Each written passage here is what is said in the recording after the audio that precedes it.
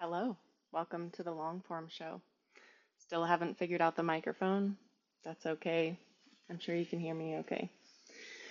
I was procrastinating about starting today, so I found myself doing all kinds of tasks that I've just been putting off so that I could avoid starting to record. And I think it's because uh, recording these means sitting for an hour, and I'm like, I'm not prepared to do that, but I always am prepared to do it. So anyway, I promised myself that I could just sit here for as long as I needed to, and then I could be done. I don't have to shoot it all today. So now I don't have to be overwhelmed by the task. Um, Welcome to the long form show. Question number one. Um, at iSunday1 on TikTok, how do I forgive myself? So I was talking about the heart chakra this week on one of the videos I made giving a reading. A lot of people need to open their heart. I need to open my heart. And one of the ways of doing that is through self-compassion and self-forgiveness. Um, I've had a hard time with forgiveness as well. I was always taught to forgive other people and to blame myself. And I think that that was so that I could gain control over situations. If it was always my fault, then it meant that I had the power to change things. And the truth is, I don't have power over that many things, especially not people.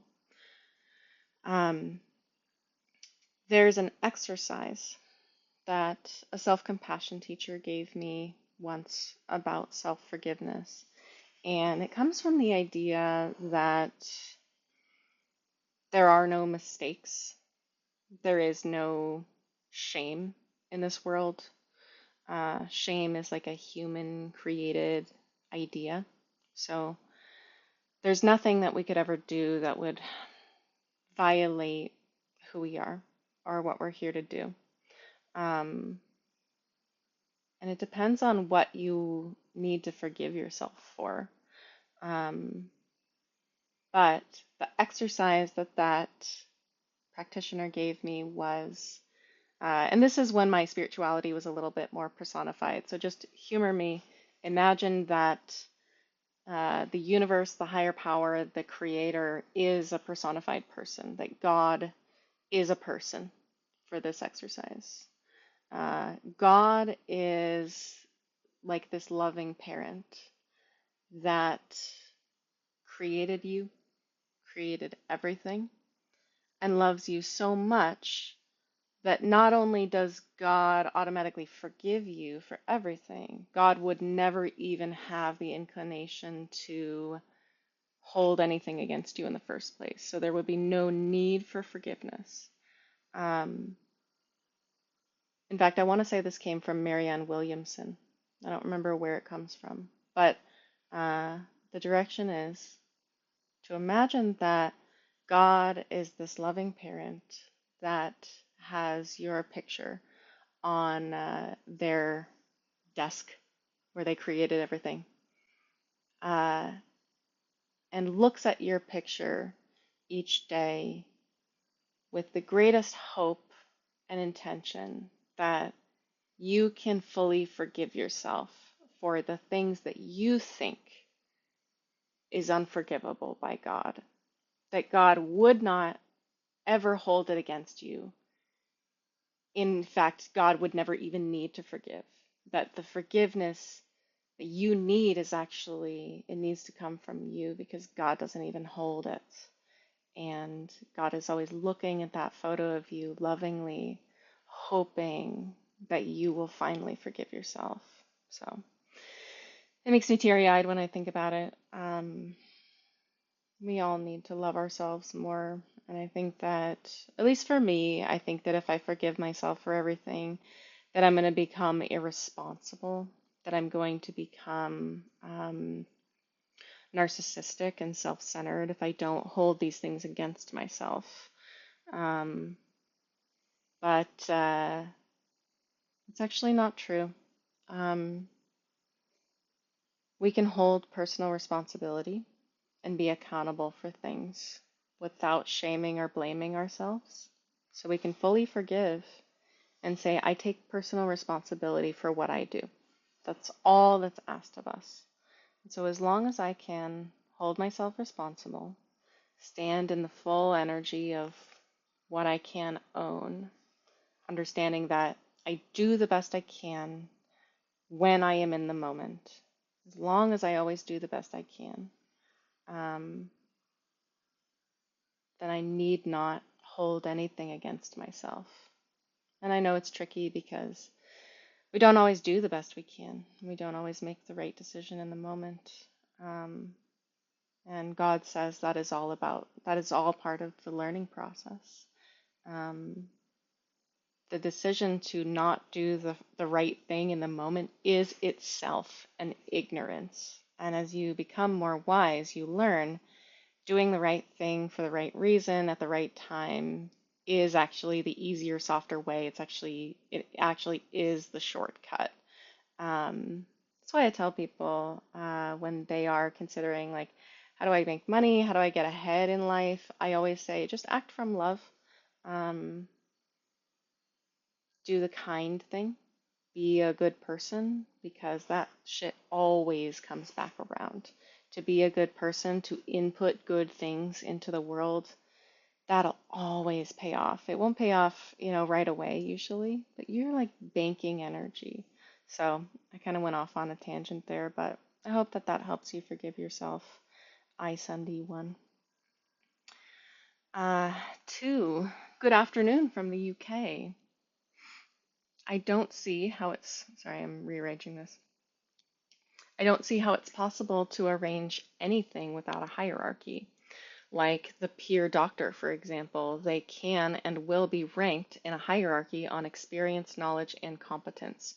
Even a forest, there is hierarchy. There will be a pecking order in who gets first dibs on certain nutrients and who is the biggest. What am I missing? Thank you for your food for thought. So this goes back to my video that I made on hierarchy like 2 years ago now. It's one of my highest performing videos. And I was talking about anarchy is just anti-hierarchy.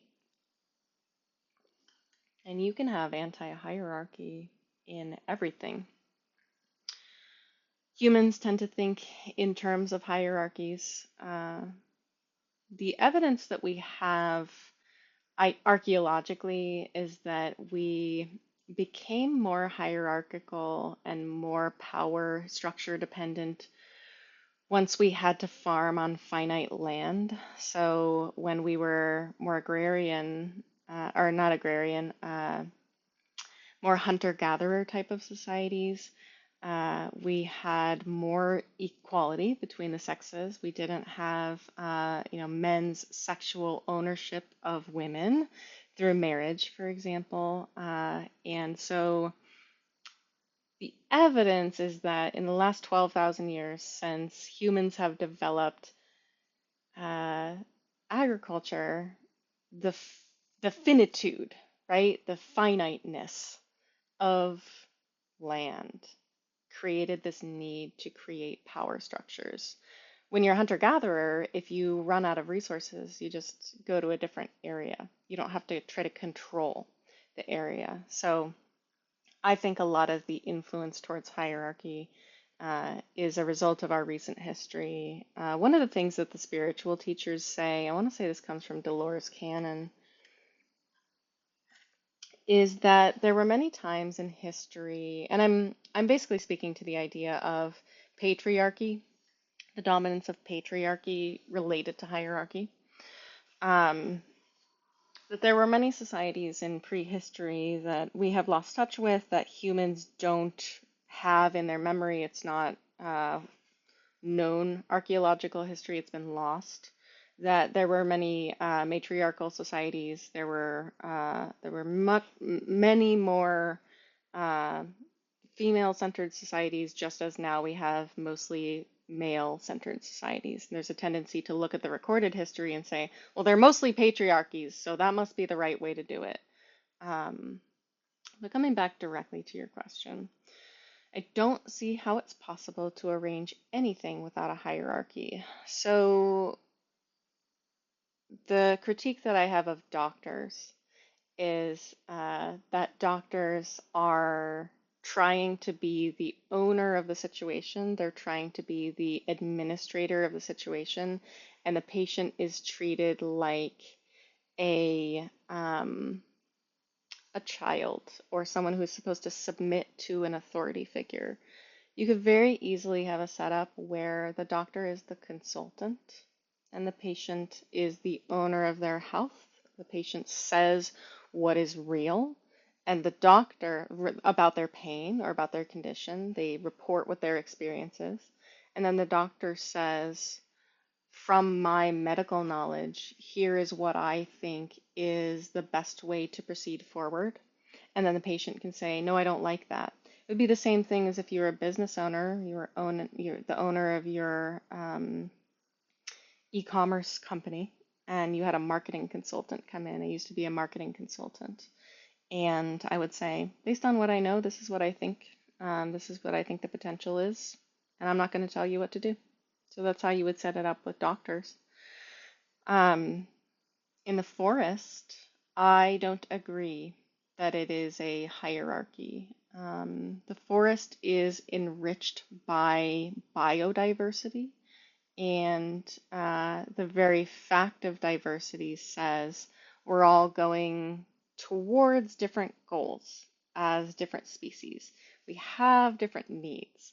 So even though you might have a tree that's the tallest tree, and maybe can get the most light. And so maybe in the hierarchy, it's like the biggest and tallest. So I guess it means it's the most valuable thing. Like, what would that hierarchy even mean? But certainly there are trees that don't even mean to grow as tall. Their leaves are shaped differently. They have different nutrient needs. Some are more adapted to different climates. Some want to grow on the mountains, some want to grow in lower lying areas. And then there's all the plants that are not trees uh, that need different things. And certain trees create fruit, other trees don't. There are all kinds of different ways that living things exist. And in the forest, we recognize the value of having more types of things in order to create more types of niches to cover a larger range of resources. Because the less species you have, the less range of needs are going to be filled. And so you may have resources that are untapped, such as maybe something that can grow in full shade. And so if nothing can grow in full shade, then you just have empty, barren soil underneath the understory. See if I feel I answered that question. What am I missing? Thank you for your food for thought.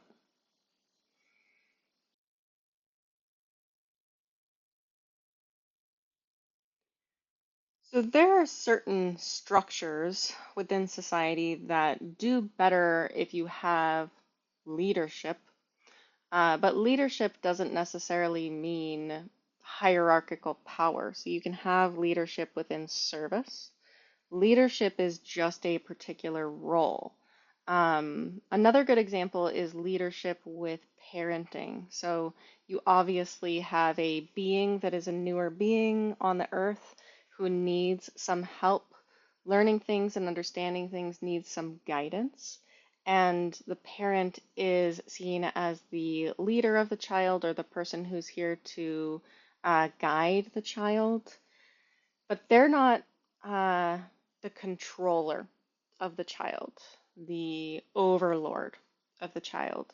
I like the reference to many early indigenous societies that when children started showing healthy anger, healthy volition, healthy no, that the child's autonomy was respected, that the parents would not try to override or control the child. They would just say, oh, okay, do what you need to do. And the choices of the child were respected. I haven't read up on this as much as I would like to, but even in spots where we think the underling is in need of control or in need of stewardship because they don't know what's good for them, even in that situation, we can say this person has energetic autonomy, and from a standpoint of human respect, I will respect their choices. And we're deeply reckoning with this in our society, especially around disability, especially around people who we would see as in the past they would have written it as invalid, as someone who needs to be hospitalized, who is not capable of making their own decisions. And I think that we're going to come to a place where we respect human autonomy more than the need to make someone's life better from the standpoint that we would make that decision. We know what's best for this person. Um, and we always have to reckon with keeping other people safe. And that can be difficult because one person's autonomy might be another person's lack of safety. And so you come in and you think about policing. Uh, Policing can't be done anti-hierarchical. Um, I haven't read enough to know whether policing is always considered violent, but I agree that it is the state's uh, was it exclusivity? The exclusivity of power to the state is not right to me. I think that you can have community protection groups, a panel of people that is elected or chosen by the community through voting that would protect it. But the state of policing, as we've implemented it, is completely hierarchical. And it's interesting. I've completely changed with policing. When I was younger, I had no interaction with the police. I had no interaction with the law, and my thought was just like, well, how are we going to keep people safe? How are we going to keep people following the law?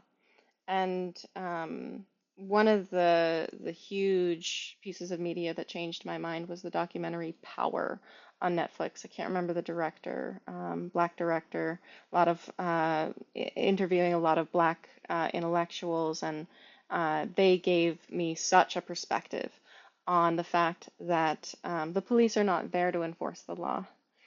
The police are there to enforce order. Why do we have disorder? Why is there a lack of order? Usually it's because of the inequality in society. So, what do you do when there's a bunch of people who have nothing and then some people who have a lot more than them? The tendency will be for the people who have nothing and nothing to lose to want to level out the playing field. And white supremacy says we have to prevent that.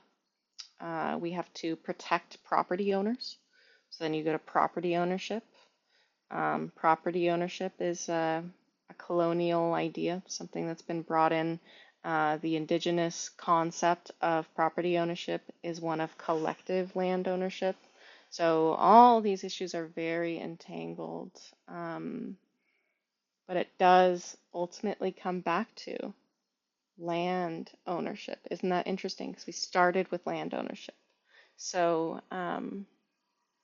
the problem of power and hierarchy seems to be that we are on a defined piece of land, and that physical constraint is the reason why we have to do all of our other power structure things, because there is a finite resource here. We will continue to reckon with this. The finite resource of land is behind a lot of the genocide that's happening in the world and has historically happened in the world. Physical resources, physical land resources. It's a whole big question. I hope that I answered some of it. At Susie Hammond, I think this came from TikTok. Sadly, there are so many horrifying people backing horrifying actions. What do we do about those people? Uh, I love this question because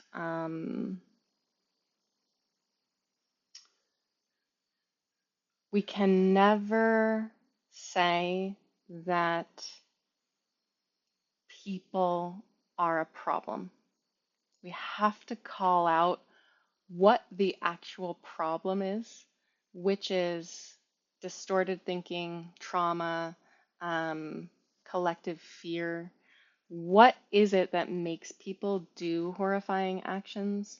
It's not that people are born horrifying, it's that they experience horrifying things. They perpetuate the horrifying things that they have been through, and they are uh, delusional, or they have strange thinking around the evenness of it all, or the getting back of it all. What was I reading this week?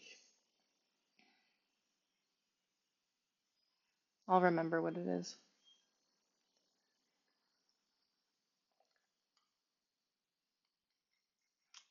I gotta read that book. Um, it's a book called um, Conflict is Not Abuse, written in 2014. I can't remember the name of the author. I'll get it for you. Hold on.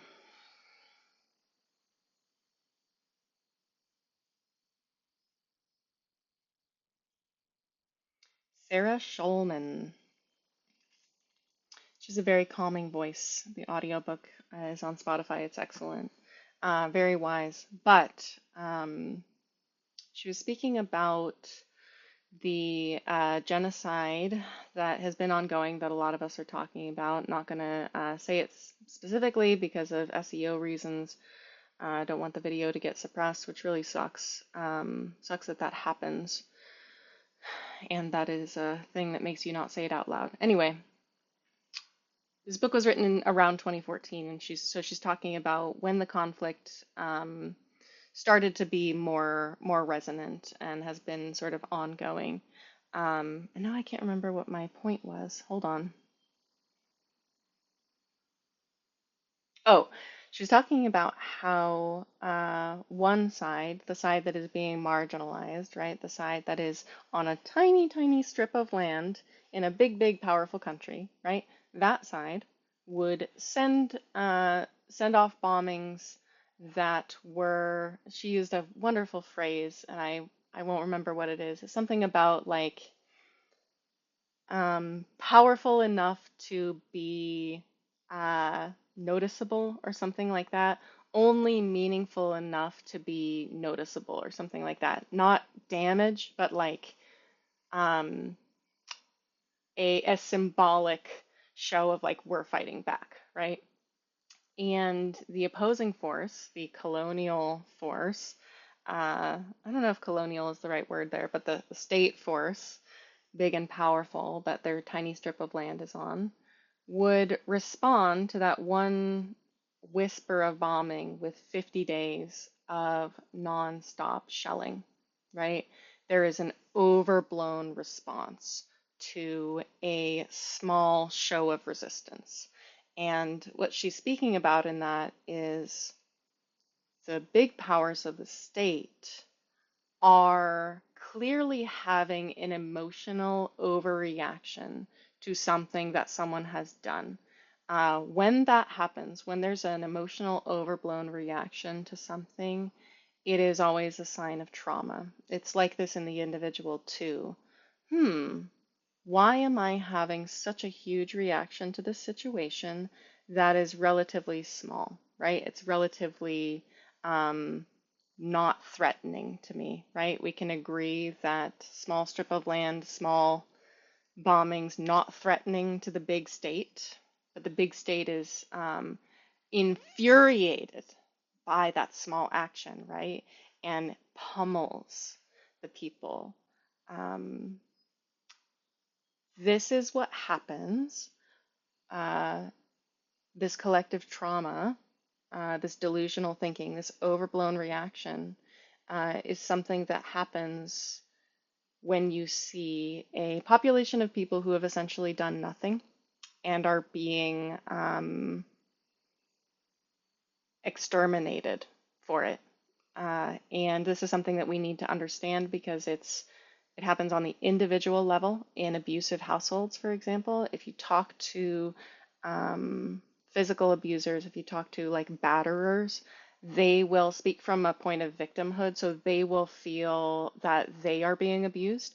Um, I listened to like 12 hours of analysis from the O.J. Simpson case, not the trial, but like the emotional dynamic between him and Nicole. And it was just so clear to me that he felt so victimized and so powerless and so threatened by her that he would have these overblown physical reactions and would abuse her. In his mind, though, completely justified emotionally by how threatened he was. And so the ability to do this is behind distorted thinking. And so I would come back to people are not horrifying. It's really important that we don't see people as horrifying. We need to see people as making decisions that make sense to them. It's really important. People don't make irrational decisions that are irrational to them. Inside their black box of emotional hurt, it makes sense. It's a meaning, or it's an understandable reaction within their system. What do we do about those people? We empower them, heal them, speak the truth to them, do our best to wake them up.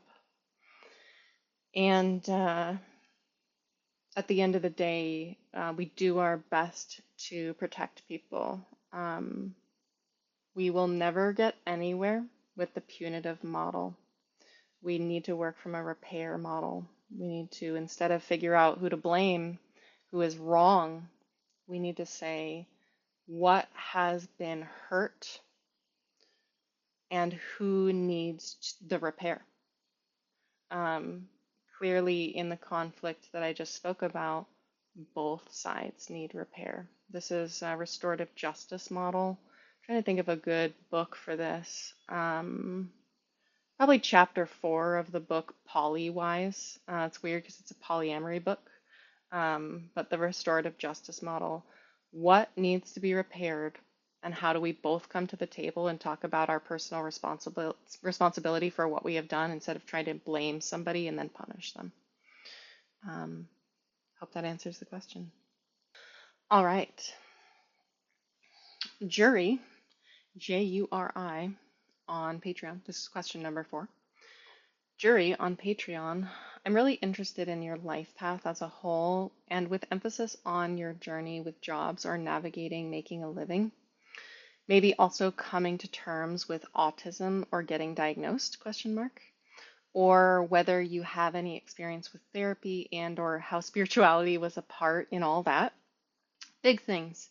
I hope not too big or personal since I'm really curious. Also, let me know if you already talked about this stuff like that. I mainly know you from your intuitive messages and sharp observations on Insta. Yes, so I have talked about all these things piecemeal, but now I will talk about them all together. So, my life path as a whole. Born into a family that was not a family yet. It was my mom. My mom got pregnant by accident by a man that she was already broken up with. He did not want me to be born, and my mom really did want me to be born, but I don't think that she was prepared to have a child. So, my female line is full of women who had kids way too young and they didn't get to grow up themselves. So, my grandma, I don't know how old my great grandma was when my grandma was born, but I think that she was the youngest. I want to say she was the youngest. So I think that my great grandma was relatively okay age. My grandma was born into a family, but my mom was born to my grandma when my grandma was 16. Same thing, accidental pregnancy. Dad didn't want the baby, so my mom had me when she was 21, and she wanted me. That was my saving grace in life, that I really was wanted by her. But I think my mom also wanted a baby because she was lonely and she wanted someone to love her. My mom was really, really not loved in this life. She's not nurtured. Um, and she developed a relationship with her mom when she got older. But for the most part, like she moved away when with her father when she was 5 years old and like did not get the amount of nurturing that she needed. And her dad was a rageaholic and just like there was no love to be had in that my mom's childhood. Anyway, I say that to say it's like my mom needed someone to love her, and I think that's why she had me. And um, I have sort of been her best friend in life. We sort of have grown up together. We were always on the same team when the family finally formed. The rest of our family formed around us. So when I was 6 months old, I had a stepdad come into my life. My dad has always kind of been in and out, but we haven't sort of had a very close relationship. Um, Emphasis on your journey with jobs or navigating making a living. Um, so let's see. In the atmosphere in my family was towards education and towards being intellectual. It's funny because all the women in my family are very witchy and spiritual. My grandma was really the only one that accepted it. My mom didn't accept her witchiness, and she instead became a nurse, became a caregiver, and she's a Cancer. She's a very loving, giving person. But she's very witchy as well and very creative. And she just didn't use any of that. She didn't think that it was practical. And so that's the attitude that she passed on to me is like we can't like we're not going to do spirituality. We're going to be logical and intellectual.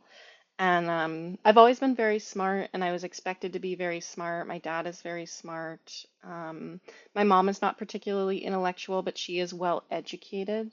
My mom is the most educated person in our family. I kind of come from a white trash-ish kind of farming family. It's cool that I'm talking so much about my family. It's like a background understanding of what I need to say. But yeah, all farmers on one side, and then my grandpa was an accountant, but never had a college degree. And then my dad's parents, they both had associate's degrees, so nobody was particularly educated. My mom has a master's degree, so she's the most educated in our family. And then my sister that I have with my dad has a PhD. I would like to get more education, but the way that I was just like, how am I practically going to find money? How am I going to make money in this life? And so for my entire 20s, pretty much, I was focused on trying to be practical and logical and make money. But I could never freaking make school work. I don't know if it's just like I never read anything growing up, and the education system could not get knowledge in here. It's like I'm a little bit dyslexic, so I don't learn very easily, but I learn very well on my own if I'm interested in learning things. So like nobody could get me to read, nobody could get me to frickin' do anything. I exited school with very few like actual skills. I'm really glad that I learned to read. I don't know if I was a child now, if I would be able to learn to read because I've heard the education system has gotten worse and they just pass people who can't even read. But anyway, I exited school with my basic skills, like basic math skills. And ever since, like all of the stuff that I've learned about psychology, energy work, anything you hear me talk about history, this is just stuff that I study on my own. I love to like inhale knowledge. I'm constantly reading, and I just love to learn. And I hated learning when I was growing up, and several good educators have told me like the education system failed you. It's their job to help you become interested and compelled to learn things. So because I could never make school work, I also couldn't get very good jobs. So I did a vocational program for phlebotomy, which is blood drawing. Oh, I got a blood. It's funny because Mars rules my chart, my astrology chart, and Mars is of the blood, so it's kind of funny. Uh, in some systems, Pluto rules my chart because it's Scorpio, but either way, I resonate with both. But yeah, so I drew blood for a while, but it took me a while to get a phlebotomy job. It took me 3 years. So for 3 years, so I was 18, I went to rehab. So I did all my addiction stuff before I was 18. And then I was 18 and I was like, okay, well, at least I have this high school diploma. Um, how am I gonna like get a job? So I was a hostess for a while. I worked in restaurants. I have a lot of compassion for food service because of it. I'll always tip really high for food service people. It's a really hard job. Um, but yeah, for like 3 years, I was trying to get a job in phlebotomy, and I finally got one. And then I worked in phlebotomy for 6 years. I worked at LabCorp, and then I worked at a hospital in Simi Valley because I'm from California, called Adventist, Seventh Day Adventist Hospital. Um, and I stopped doing that work in 2017 because my back started to hurt me. I'm unstable, and so yeah, it's just like really physically taxing on your body. Really glad I didn't get a nursing degree and then leave nursing after 6 years. But anyway, so as a phlebotomist, I worked in restaurants, and then I decided to go back to college. I have decided many times to go back to college. I take a few classes and then I don't do anymore because I just don't, I can't fucking do it. It takes too much of my energy to try to learn in the way that the education system wants me to learn, and it's just not a good use of my time and energy. I have to force myself to do too many things. And I was never one of those smart people that could just take tests. My dad was that way, and if most of the people that I like, my partners, like they talk about being smart and being able to just like not study and take a test. I was just never that way. Like I had to study. It's like one way that I wish my brain worked, but it doesn't. But I have all the creativity. That's pretty cool. Um, anyway, so yeah, I could never make school work, and I was always trying to find different ways of arranging it to make myself have money. I figured out a major thing about my personality around the time that I started going back to college. So back up a little bit, I had built a website in 2017. I built a website and I decided to write a blog and I just learned WordPress. I learned how to build a WordPress site. So I called it gundomoney.com because my nickname was Gundo as a kid. My stepdad gave me that nickname. And I wrote about personal finance of all things. I've always been really interested in personal finance, and I would talk about like different tips and tricks. This was before I was very against capitalism. But anyway, I would write my blog in 2017 and 2018. I think I did it until 2019. And because I built that website, I was able to get a job off building that website. So I decided to go back to college for marketing. I don't remember why I chose marketing. I think it was because it had a lot of applications, and I was already kind of interested in psychology, even though I hadn't read any of the psychology books. Up to that point, so 2018, I had been in recovery for 8 years, and I had read a lot of spiritual literature. So I had read The Power of Now. I had read a lot from Iyanla Van Zant. I had read from Caroline Myss. So I already knew a lot about spirituality at that point. Um, and that's important just because like my path up to that point, I had the spirituality. I had the spiritual knowledge, and then I'm going to try to do marketing. So I applied for a marketing position, assistant position, and um, I never have interviewed well. I never get jobs in the same way that I can never like not study and pass a test. Nobody ever hires me. Such a fucking failure at interviews. And I think it was just like I was trying to hide that I was weird. Like I didn't want them to figure out that I was weird. And that would just make me seem super weird.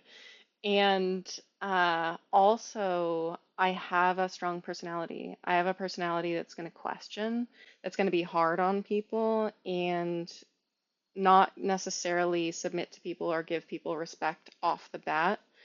And yeah, I'm recognizing just recently that that's a big part of my shadow, not being able to submit to people.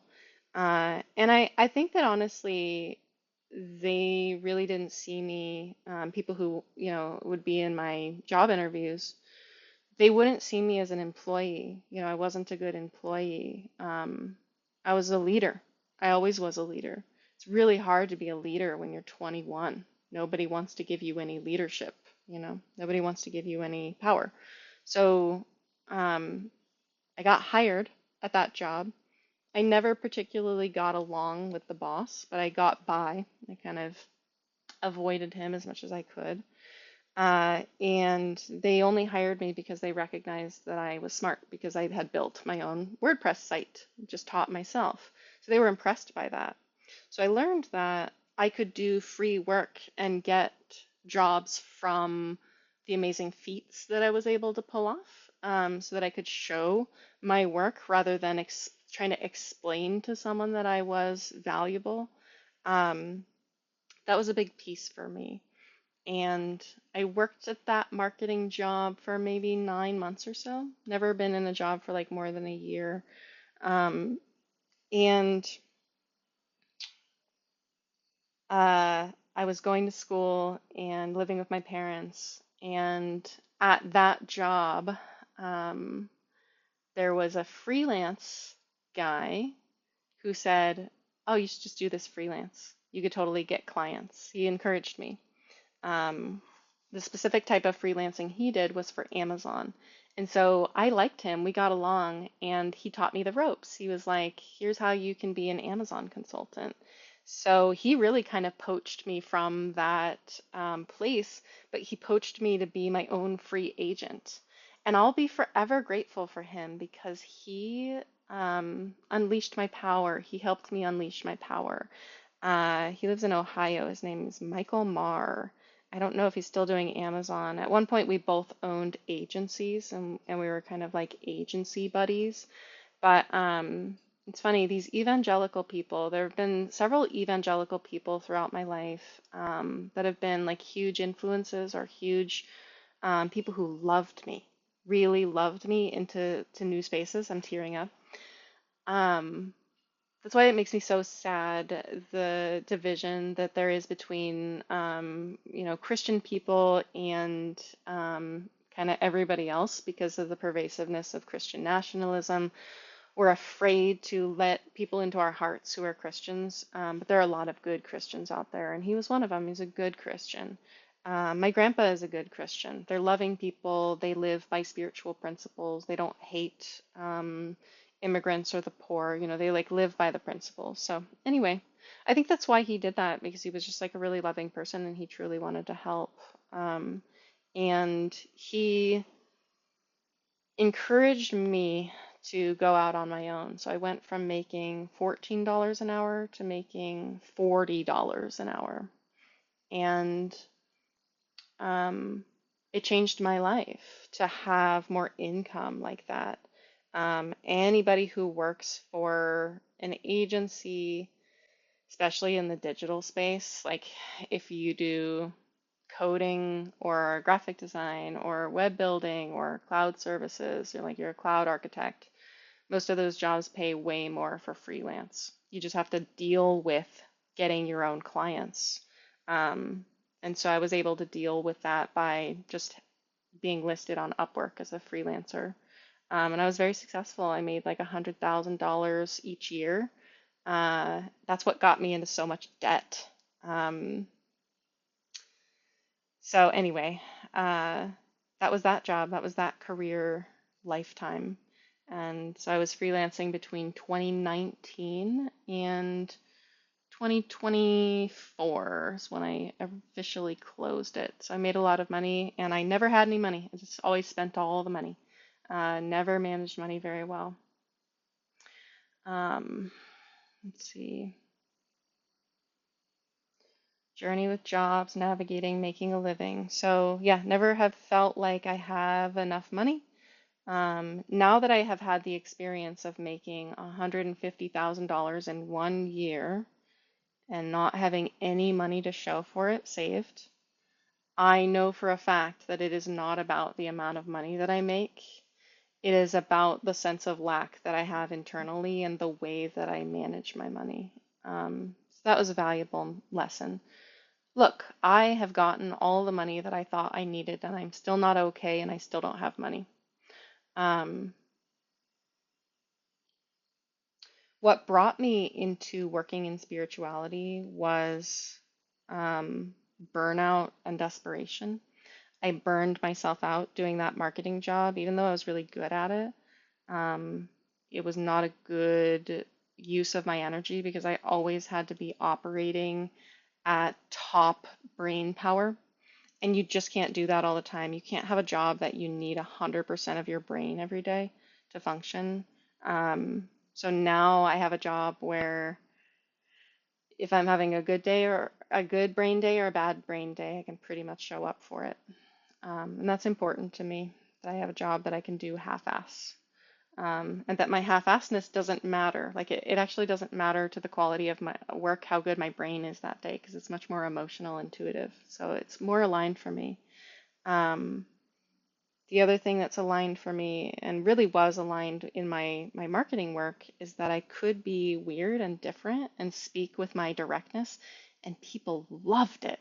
So where people hated it in the interview process, where I would just be weird and speak the way that I speak and be way too authoritative and try to submit, but be anyway, not be able to do it. People loved the way that I dominated conversations when I needed to. People saw me as someone who could really handle their business. I think people saw me as like the autistic savant, like, wow, she's really weird, and I think she's going to do a really good job. Like, I think um, my autism benefited me in that way. So, yeah, spinning around things that were handicaps in the employee world were actually pretty positive in the business world. I've always had a lot of charisma. I could always speak well. And it turned out nobody ever checked my credentials. Nobody ever checked whether I had a degree. So I went to college for like a year and then, no, I don't need the degree. I'm making plenty of money now. So that's always happened. And I think I eventually would like to get a degree just for like self achievement, just like self goals type of stuff. But yeah, I was led into spirituality through desperation. I had bought the farm. I don't know if I've talked about it. Well, I've talked about it a lot, but I bought a farm that I shouldn't have bought. Got me into a lot of debt, abusive relationship, and I was just really at a bottom. I was at my wit's end. And I started making TikTok videos because I was really alone and really at the bottom one more time. You know, not a drug bottom, but a spiritual bottom. And I needed help, and I needed people to talk to. So that's why I started making TikTok videos. And turns out like my videos would go viral sometimes, and I learned to start giving intuitive messages. I would just pull the intuition out of the air.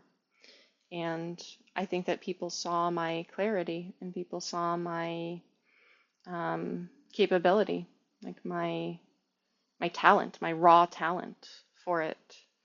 Out in the woods, also, I get way more intuition than I do just here at home.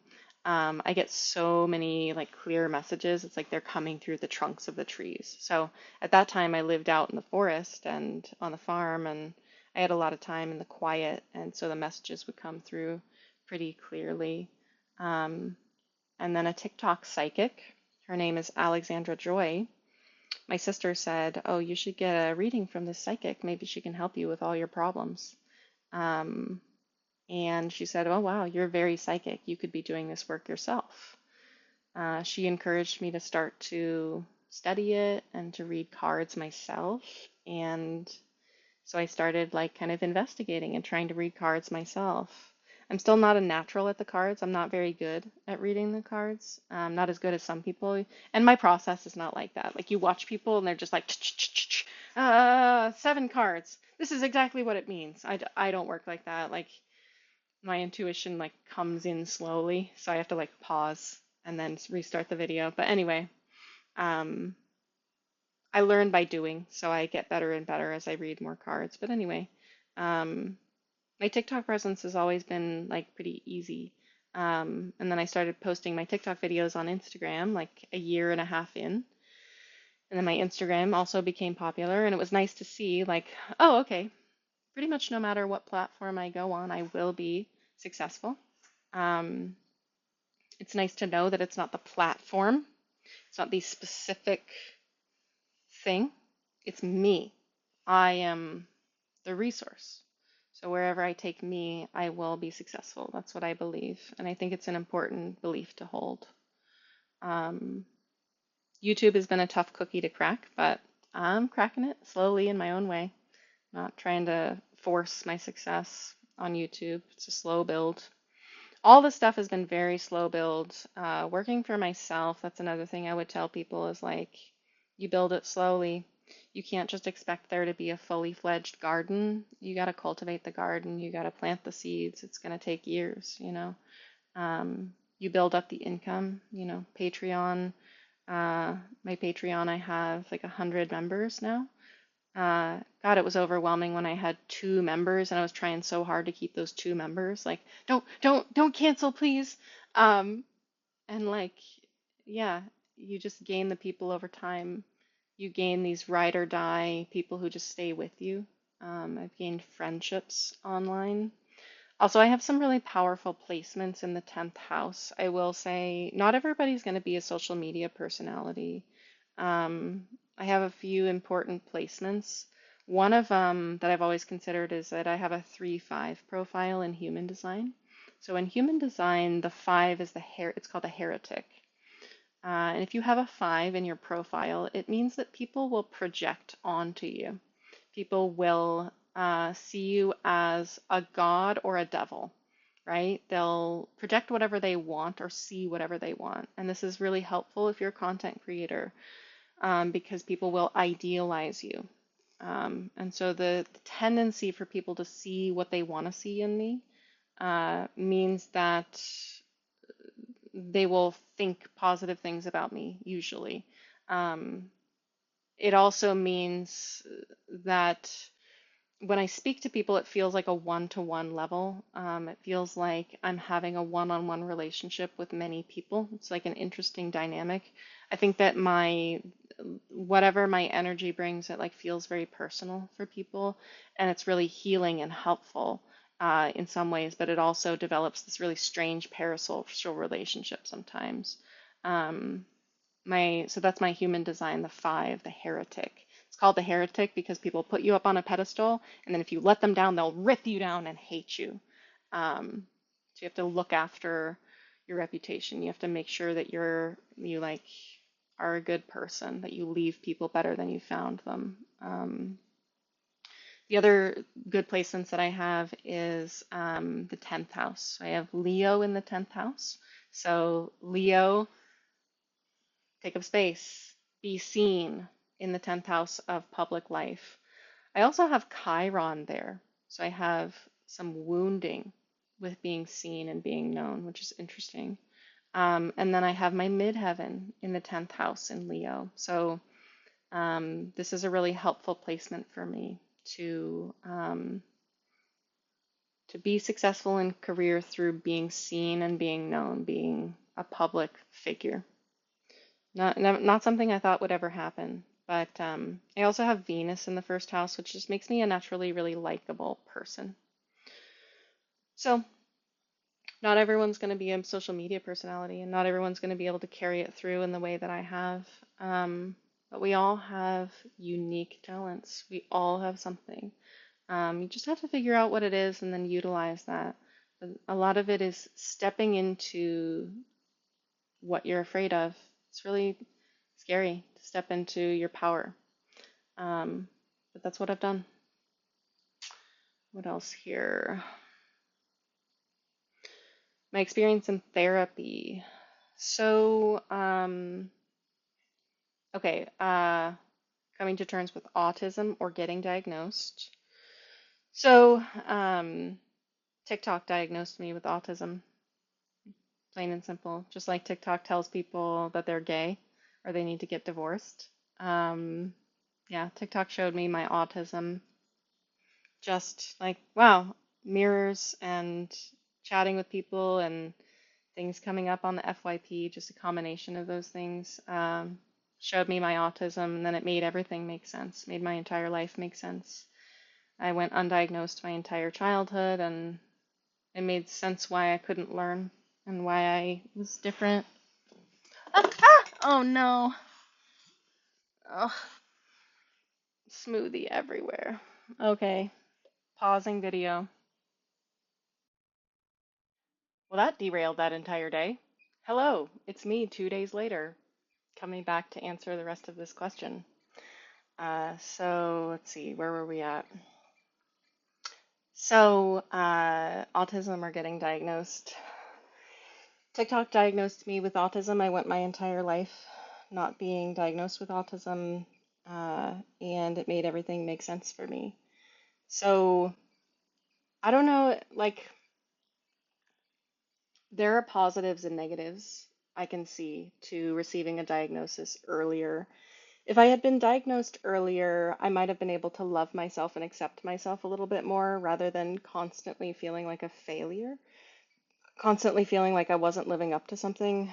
Um, I think one of the main ways that people from the outside see autistic people is that they might be very smart or very talented in like very select areas. So they see our ability to like study things deeply, etc. But they don't see the day-to-day dysfunction that we deal with. I deal with a lot of like social dysfunction. I think people like me and want to be my friend, but especially when I'm dealing with strangers, like I don't pick up on their signals. I can't communicate easily. A nightmare for me is like if I'm in a car and somebody is directing me to do something outside of my car, I cannot figure out what they want me to do. Like it's a nightmare when I go to get my oil changed and it's really awkward and people are really confused by me. So. Yeah, there's some definite downsides to having autism, um, and I try to use the upsides as much as possible and minimize the downsides as much as possible. A downside, I think, to getting diagnosed early and maybe something that benefited me in my life, not knowing I had autism my entire life, was that I wasn't assumed to not be able to do anything. My parents assumed that I could do everything just like everybody else could, and so I was held to a certain standard. And so, I mean, it absolutely burned me out to try to reach that standard that the other kids did. Um, but it also taught me a certain, like, trying hard at things. And I didn't have an out. I didn't have an emotional out as to why I couldn't do things. And yeah, I think it's possible that there were many things that I am capable of that I may have never even tried if I knew I had autism. I would have had more of a reason not to try. So it's a blessing and a curse in different ways. Um, but I encourage parents to like investigate their child's autism if they think they have autism. Obviously, it's complicated in our current political climate. You may have heard me say I think that that is going to rapidly change by 2026. So maybe you wait a little while. Um, was the other thing I was going to say about autism? Um, nope, I can't remember. I'll say it later if I remember. Let's see. I have not seeked an autism diagnosis. I could. I have not needed formal supports. And for the most part, because I don't need that, I'm like, I don't need a doctor to validate whether I have autism or not. I can validate myself in that. So I just claim it like I have been diagnosed, and nobody bothers me online and says that I'm not autistic or something. Um, I did seek an ADHD diagnosis because I wanted to get medicated for ADHD. I was finding that I was really reliant on caffeine and stimulants in order to like animate me during the day and keep me going. And my naturopath suggested, like, you're probably self-medicating for ADHD. Maybe you just need ADHD medication and then you'll be able to reduce your caffeine. And she was absolutely right. Since then, I've been able to like reduce my caffeine a lot, and I'm really glad that I was able to just allow myself to be diagnosed and to take medication. There was a time in my life that I was really obstinate to medication and really against it, and now I can see that it has positive uses for periods of time in my life, and I don't think that I will need to take it forever. Um, anyway, experiences with therapy. So I'm a strange person in that I don't do well with therapists. I don't trust them because I feel that they are someone who is hired to be my friend. So most of the love work that I need to do, most of the heart opening I need to do, needs to happen in friendships. And I got to have this really amazing friendship. I think that it was just like Spirit brought this person to me. Her name is Sarah, and she's another content creator on TikTok, and we just became friends and we would talk and we got to know each other really well. And she happens to be a therapist and a really good one, really good trauma therapist. And so she brought in those skills and that knowledge that she could like, oh, what about this? Or what about that? I noticed this from a friendship perspective. And I was only going to be willing to hear it from a friend.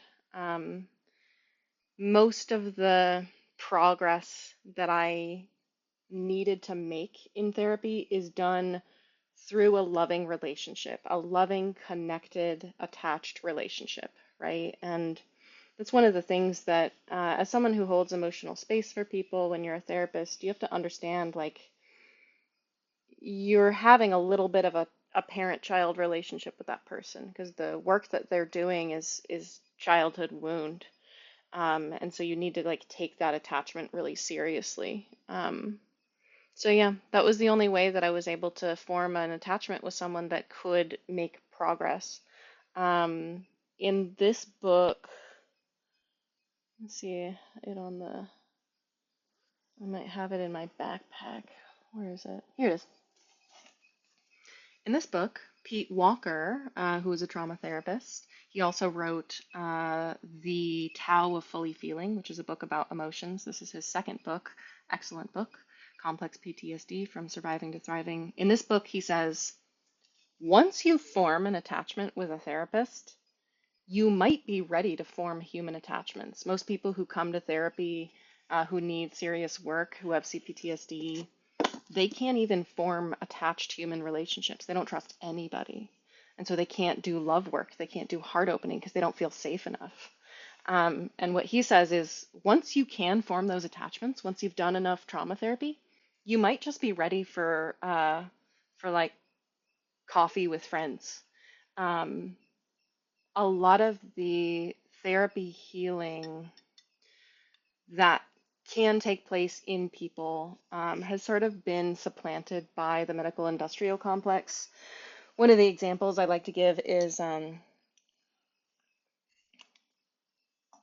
EMDR therapy is bilateral stimulation of the body while remembering traumatic events.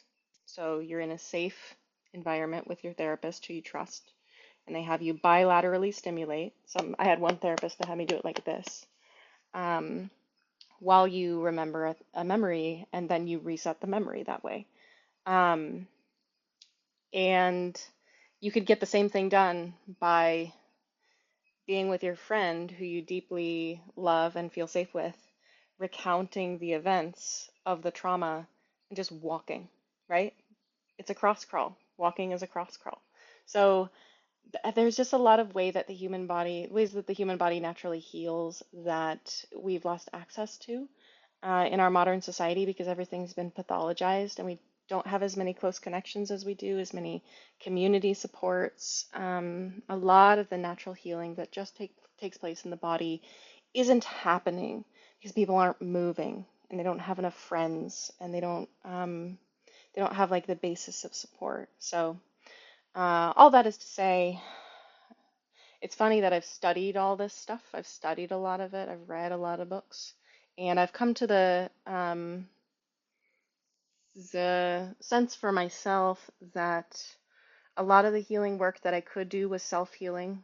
A lot of the healing work that needed to be with other people was done for free with friends or in support groups, so supportive communities where I felt safe, and with a sponsor. So I've been in Narcotics Anonymous for a long time, and they have you choose a sponsor who's basically there to do work with you. They go through the steps with you, so they're not going to do trauma therapy work with you. But there's just like been a combination of those things that have been most of my healing journey.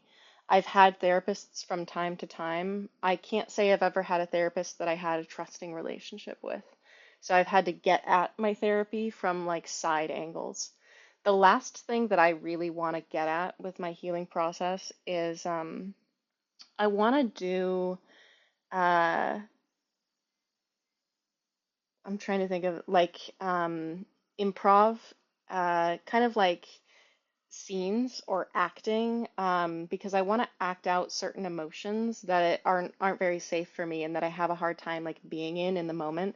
So I think that that's a an application that therapy could have for me. There's also different modalities that have been developed. This guy developed one where you sit in different chairs and you like different people play people in your family system, or they can play parts of you for your internal family system. And it's funny because what usually happens in those scenes, I've never done one, but they say the people in the scene will tend to behave in the ways that your caregivers behaved or the ways that your parts would behave, like they somehow know.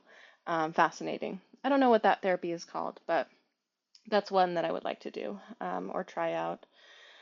So I think that answers the question of therapy. I go to a lot of support groups. I still do. I've been in Narcotics Anonymous for 14 years. I attend meetings regularly.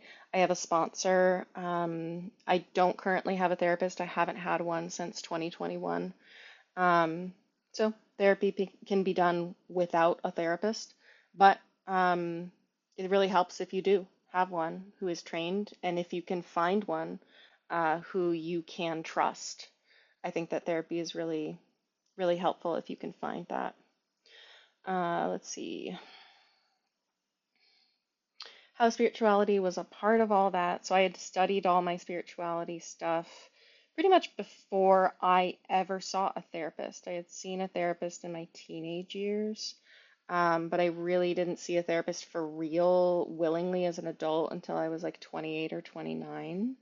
Um, my spirituality plays more into my identity than I would say my therapy healing. The one thing that spirituality taught me was how to come to discomfort. So there's kind of like two goals that you want to get to if you're wanting to do any healing work, shadow work, etc.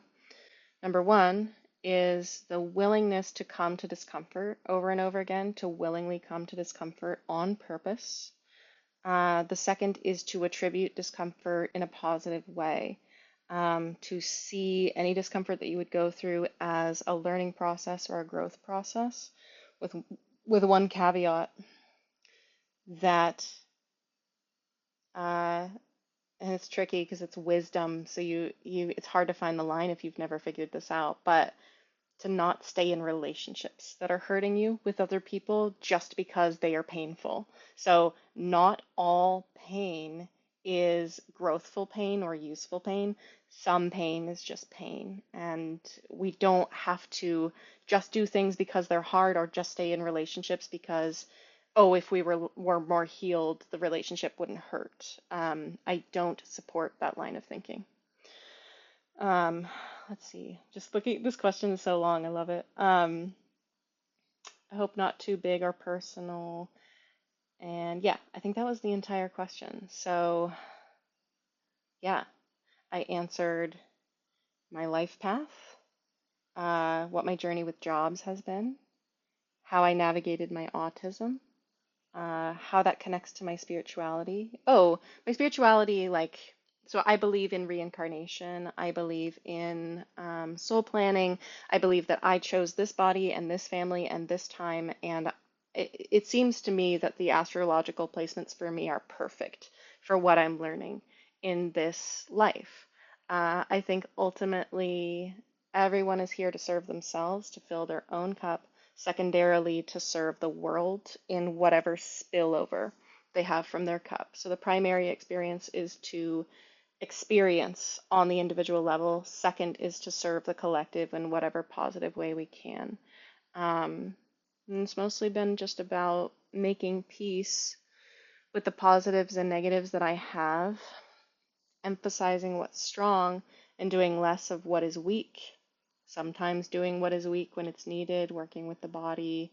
And one thing I tell people is some of those weaknesses you're given are actually meant to be strengths. So I was given all these reasons to leave my body, like through trauma, and to really be disconnected from my body largely based on what I was born into, based on like what my parent had to teach me. Like I was probably going to become disconnected from my body and my emotions.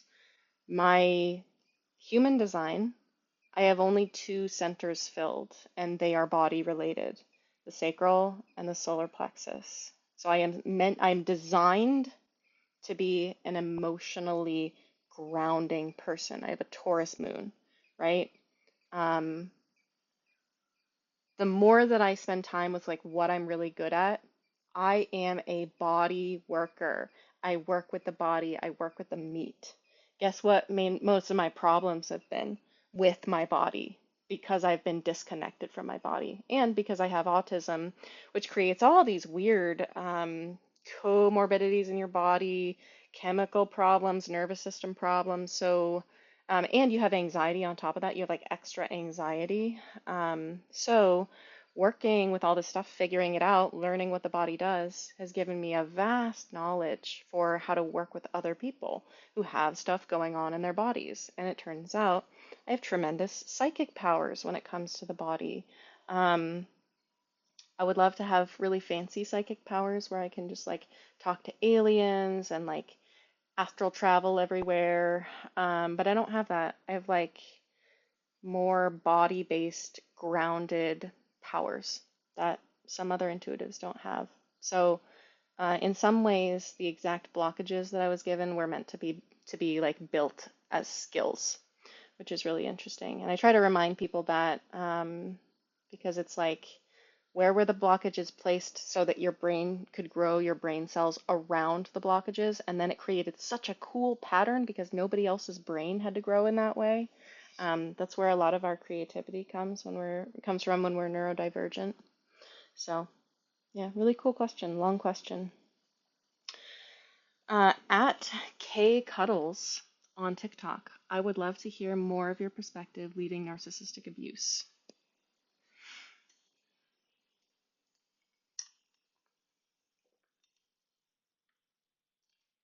So, um, I was never the type to get in a relationship with a narcissist before. In my 20s, I had a few long-term relationships, and my long-term relationships would always be with people that I knew I could control. Looking back, I was like, it was totally a fawn response. I was totally just pretending to be a person. It was totally mask-based. And the people that I would be in relationships with felt safe, I felt I was uninterested in them. I didn't know I was doing this, but there was no heart connection there. And so I could leave them whenever I wanted to, and I could sort of move the chess pieces, and they would give me something from that interaction. Usually it was just like a companion, a place to live, etc. But they didn't really know me or see me. So once I recognized I was doing that, because I would leave the relationships after 2 or 3 years, and I would be like, huh, maybe I just didn't love them. Like, why don't I feel sad? Why do I feel like I can just leave? Something's wrong here. And yeah, it turned out that I wasn't letting them in. I had a heartbreak when I was 13, And what I recognize is like, oh, I never opened my heart to anybody after that. No wonder there's trauma there. So I started opening my heart. I started doing work to open my heart. As soon as I opened my heart, I was immediately attracted to a narcissist. I was immediately attracted to someone energetically compatible with me who was really unhealed. Uh, and that was really the first time that I let anybody in. If I'm true with my heart, what I believe about myself, who do I attract? Well, I attract someone who would tell me that I'm a piece of shit and I'm not good enough because that's what I believe. So that made sense that's who I would attract. Another thing I've figured out is that I have a lot of suppressed anger and rage, a lot of suppressed, like, dominating energy in me. And I would choose people that were very dominating because I had suppressed that in myself. And I wanted to, I think, see that modeled in the physical world. And like everyone's helping us level out our energy, right? And see our own shadow. So the person that I chose was secretive, manipulative, gaslighting, all those things. And I knew once I bought the farm that I did the wrong thing. For some reason, he made me stop talking to all my loved ones. He didn't tell me to do that. It's weird. But I knew that if I shared with the people who really loved me and were really there for me what was going on in the relationship, that they wouldn't be okay with it. They would tell me to leave him. They would be suspicious of him. And at the time, I wanted them to like him, right? I wanted to manipulate the situation. And so I just didn't share. And I slowly backed away from all the people who loved me. Really interesting. And then I realized I made a mistake. And what I was doing in that situation was, I'll give you all my resources so that you will love me. And what I found out was he didn't have the capacity. He never was going to love me. Um, and in some ways, I was playing out a wound that I have with my father, which is I need your approval in order to receive love. And Patrick was never going to approve of me. So there's all like different dynamics going on. But I recognized it pretty early on, and then it took me a long time to leave. As it goes with narcissists, they're usually pretty charming. And there was a certain magic that I wanted access to. I wanted to be near Patrick's genius and his magic, and I wasn't willing to leave. I still was gonna put up with that, um, with all the bullshit, with all the gaslighting, with all the paying for everything and going into massive debt. And eventually, I wasn't willing to pay for everything anymore. And I started drawing some boundaries. And I started saying, you need to pay for more things. And then eventually, I just left. And yeah, it was a very slow process. I don't know exactly what part of it you want me to talk about. But the way that I see it today, two tremendously unhealed people. Me leaving meant I was ready to heal faster than him. He has held on to that house. He has stayed there. He is like stuck in an old timeline, and I have moved on with my life. I've been with a new boyfriend for 18 months, and I'm really happy. And I'm in a new place. Most of my financial wreckage has resolved, and I'm okay. But the important thing was that I moved out of that relationship as soon as I saw it. And I took baby steps. I was lucky that my narcissist wasn't the scary type. He wasn't the I'm gonna physically hit you type. He was a covert narcissist, so he worked mostly in charm. And if you won't go along with his narrative, then his charm doesn't mean anything. His manipulation requires you to go along with the story. So, yeah, that's a kind of a quick answer. Let me know if there's any other like part of that you want me to talk about. Question seven. At Flaming Energy on YouTube. Have you found more healing on this topic? The topic was being afraid of angry people. Do you have a tip or technique to share? So I wanted to bring up this question just because no, I haven't really found a solution to that. I find that there are sort of two types of families. There are these families where it's like culturally okay within the family to express emotions. And when you express emotions, it's just like sending signals to people. And then there are families like mine where everybody pretends they're fine all the time. Nobody expresses any emotion.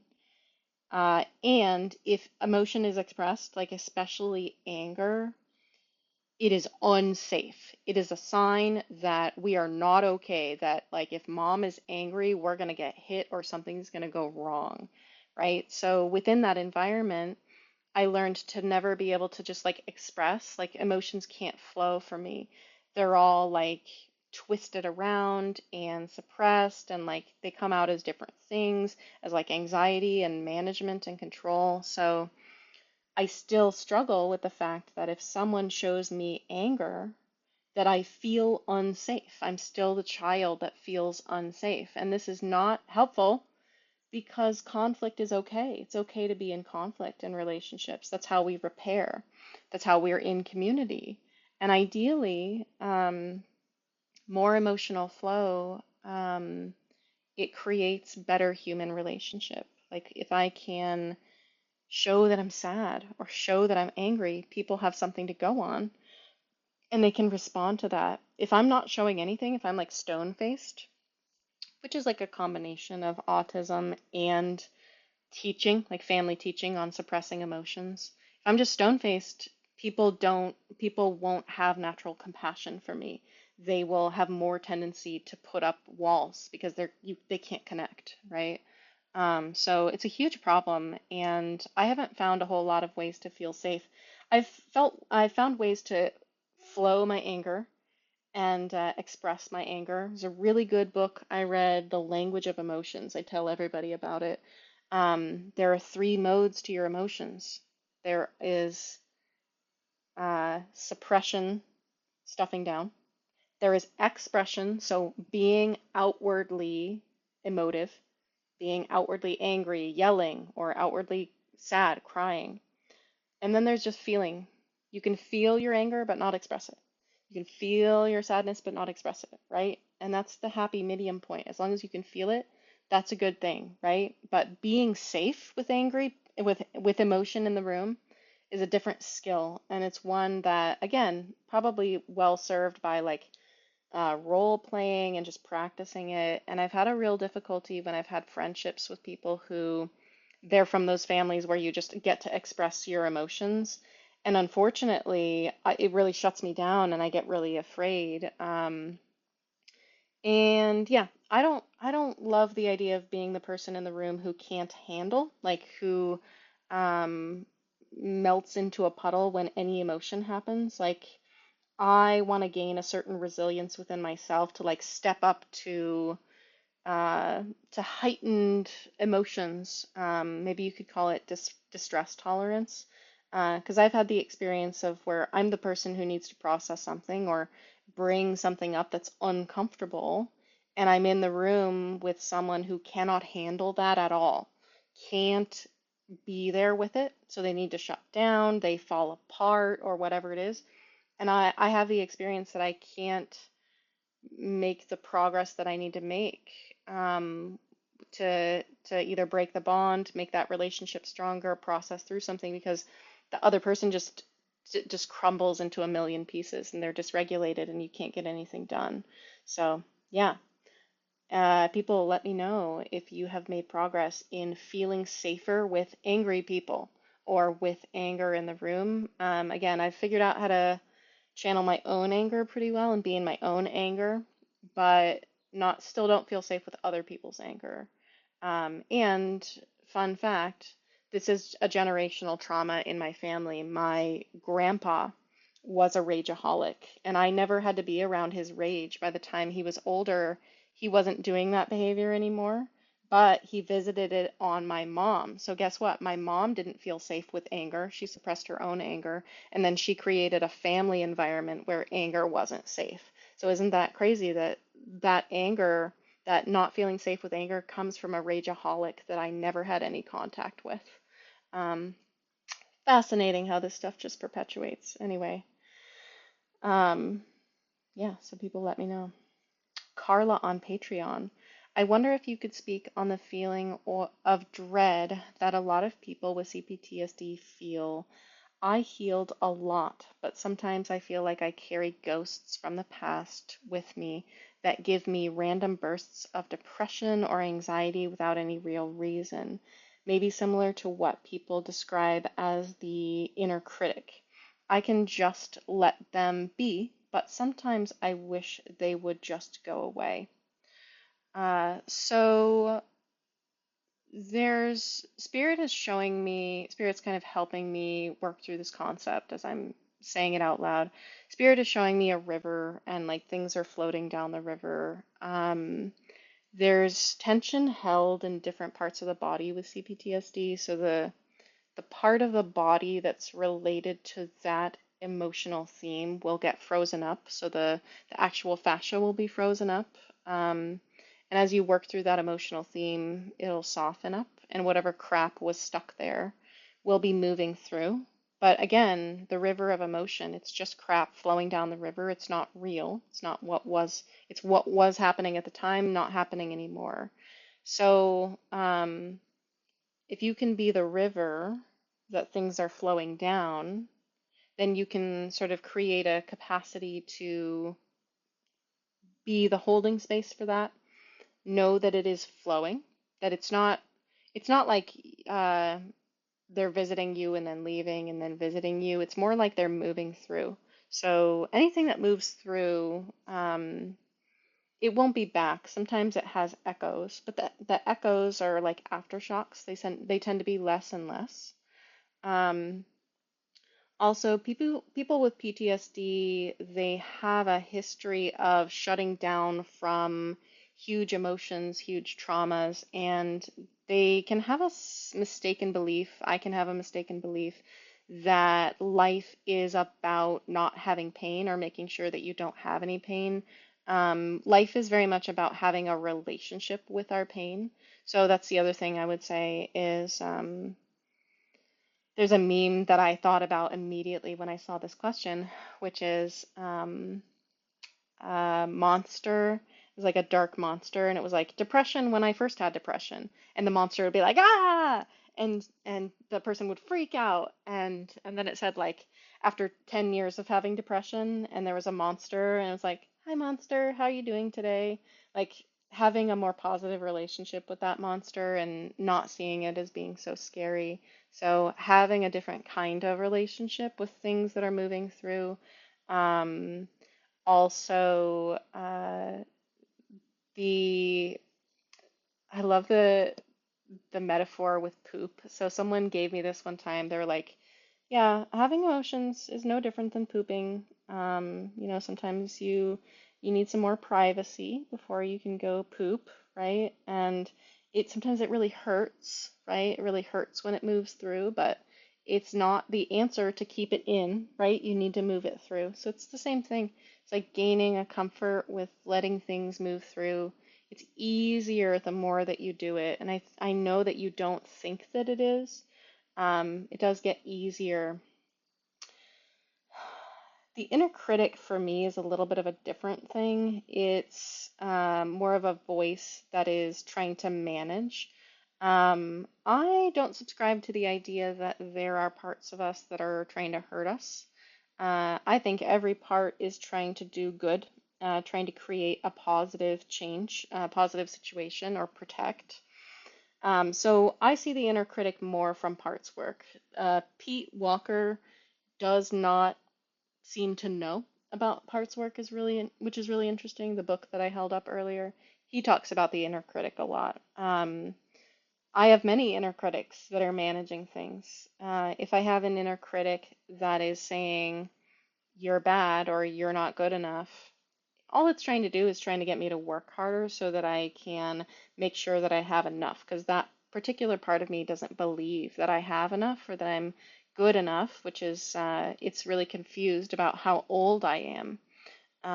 And that is based on the fact that I was abandoned when I was really young, and because I didn't have a developed brain, the only thing that I had was I can't possibly believe that my caregiver is incompetent or could abandon me. I have to believe that something wrong with me, that that's the reason why I was abandoned. That's always the out that the child takes. And so you have to teach multiple layers. You're like, oh no, we figured out that it actually was the parent that was the wrong, that was in the wrong.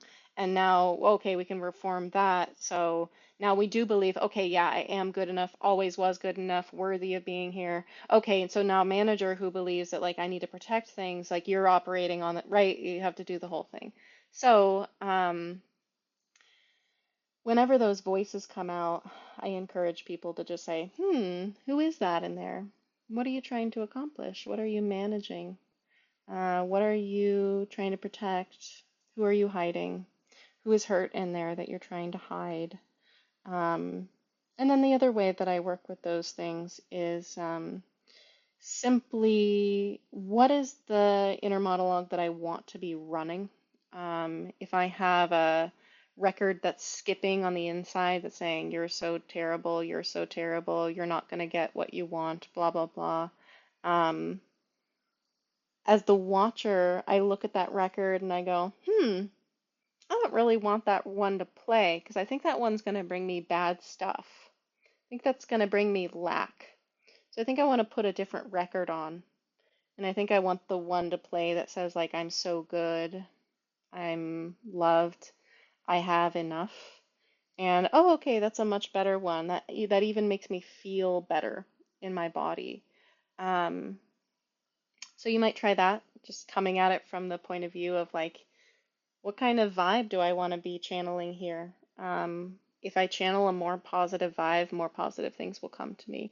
That's also why I have had trouble with anger when I needed it. So I'm like, I don't want to do anger. That'll lower my vibe, right? And that's what tends to happen with spiritual bypassing is we forget like, oh yeah, but we need anger for also for our health. So I'm going on a whole tangent there. But yeah, today the way that I sort of deal with that critical inner person is I recognize that there was someone who needed to feel safe. I recognize the message that it's sending, and then I say, what is the message that I would like to send instead? And what would I rather believe? So that is that is the answer that I have for that. And that's the end of the questions. So if you would like to ask a question, you can put it in the comments of this video. I also have a Patreon tier where you can sign up for it and make sure that your questions get answered because I get questions on a lot of different platforms. I don't always answer all of them, but I have a special place on Patreon that you can submit your questions if you have a particularly important one. And yeah, thank you to all the supporters, all of you who follow me on TikTok and Instagram and YouTube. And yeah, I'm having a lot of fun doing this new long form show. So, yeah, thanks for being with me.